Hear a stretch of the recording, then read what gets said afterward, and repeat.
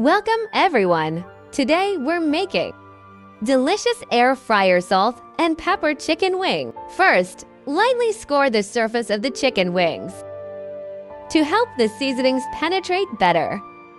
Next, add a tablespoon of cooking wine, a tablespoon of soy sauce, a tablespoon of salt, some black peppercorns, and a few Sichuan peppercorns. Mix well, then let the chicken wings marinate for half an hour. After half an hour, add 1 egg white and 2 tablespoons of cornstarch. Place the chicken and mix again the wings flat in the air fryer basket. Set the air fryer to 200 degrees Celsius.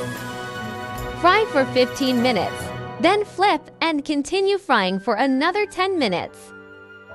Finally, sprinkle with salt and pepper powder after taking them out of the fryer. And your delicious salt and pepper chicken wings are ready. It with a chilled beer is simply fantastic. Thank you for watching.